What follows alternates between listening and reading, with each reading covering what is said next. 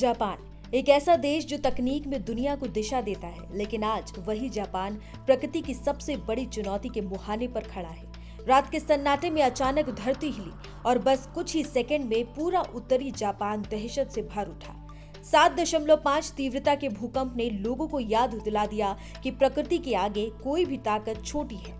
लेकिन असल डर तो अब सामने आया है, क्योंकि जापान ने मेगा क्वेक यानी 8 या उससे ऊपर के महाभूकंप की आधिकारिक चेतावनी जारी कर दी है।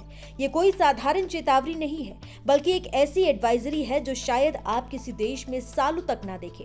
अधिकारियों ने साफ कहा है कि आने वाले कुछ दिन जापान के लिए निर्णायक है, बहुत अहम है। जापान मौसम एजेंसी के मुताबिक होकाइडो से लेकर चिबा प्रीफ्रेक्चर तक पूरा क्षेत्र रेड अलर्ट पर है। जापान ट्रेंच और सचिमा ट्रेंच के पास जमीन के भीतर अजीब सी हलचल दर्ज की गई है और यही वो संकेत हैं जो मेगा भूकंप का रास्ता खोलते हैं। लेकिन ये कहानी सिर्फ भूगोल या आंकड़ों की नहीं है। ये कहानी है लोगों के डर, बच्चों की चीखों, परिवारों की बेचैनी और उस देश की हिम्मत की जिसने हमेशा हर आपदा को उठकर झेला है। सरकार ने रातों रात एडवाइजरी जारी की। घरों में भारी सामान तुरंत नीचे उतार ले, खाने पानी और दवाई की स्टॉकिंग कर ले, इवैक्यूएशन रूट्स यानी बाहर निकलने वाले रास्तों को पहले ही पहचान ले और सबसे अहम एक इमरजेंसी किट तैयार रखें जिसमें खाना, पानी, टॉर्च, रेडियो और पोर्टेबल टॉयलेट तक शामिल हो। कुछ ही घंटों में लगभग 90,000 लोगों को सुरक्षित स्थानों पर शिफ्ट कर दिया गया है। सिर्फ कंपन ही नहीं, इसके असर ने कई जगह तबाही मचा दी है। ओमोरिश शहर में गैस पाइपलाइन फट गई और देखते ही देखते आग एक इमारत को पूरी तरह अपनी गिरफ्त में ले गई। कई इमारतों की दीवारें और हिस्से टूटकर नीचे गिर गए, कारों को नुकसान हुआ, दुकानों के शीशे चटककर जमीन पर बिखर गए। उस पल किसी के घर का झूमर हिल रहा था, किसी की ऑफिस में फाइलें फर्श पर बिखर चुकी थीं और किसी माँ के हाथों से उसके बच्चे का खिलौना गिर गया था। भूकंप सिर्फ इमारतें नहीं हिलाता, दिलों को भी हिला देता है।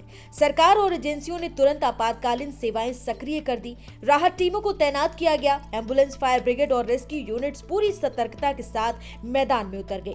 अभी तक किसी बड़े नुकसान की आधिकारिक पुष्टि नहीं हुई है, लेकिन खतरा अभी टला नहीं है। समुद्र की ओर उठती हर नई लहर पर निगाह रखी जा रही है। अधिकारियों की अपील साफ है, समुद्र तट से पूरी तरह दूर रहे, अपनी सुरक्षा को हल्के में ना ले। सोचिए, एक देश जहां हर घर में मॉडर्न टेक्नोलॉजी है, वहां लोग आज ऐसे रास्ते ढूंढ रहे हैं जहां से किसी भी पल भागकर अपनी जान बचा सके, क्योंकि 7.5 वाला झटका सिर्फ शुरुआत थी। असली तूफान अभी आना बाकी हो सकता है। लोग सोशल मीडिया पर लिख रहे हैं कि रात जैसे जैसे कट रही है, हमें हर पल ऐसा लग रहा है कि अगला झटका घर को 2 हिस्सों में बांट देगा। एक मां लिखती है कि मैंने बच्चों को जगाकर जूते पहना दिए हैं ताकि अगर फिर से जमीन हिले तो 10 सेकंड में बाहर दौड़ सके। जी हाँ, स्थिति इतनी गंभीर है। मेगा क्वेक ये वही भूकंप होता है जो जमीन को फाड़ देता है, शहरों को ढसा देता है और अगर समुद्र हिल जाए तो सुनामी को जन्म देता है। वही सुनामी जिसने 2011 में जापान के इतिहास का सबसे दर्दनाक अध्याय लिखा था। और इसीलिए इस बार डर सिर्फ भूकंप का नहीं, डर उससे भी बड़े खतरे का है, सुनामी वार्निंग का।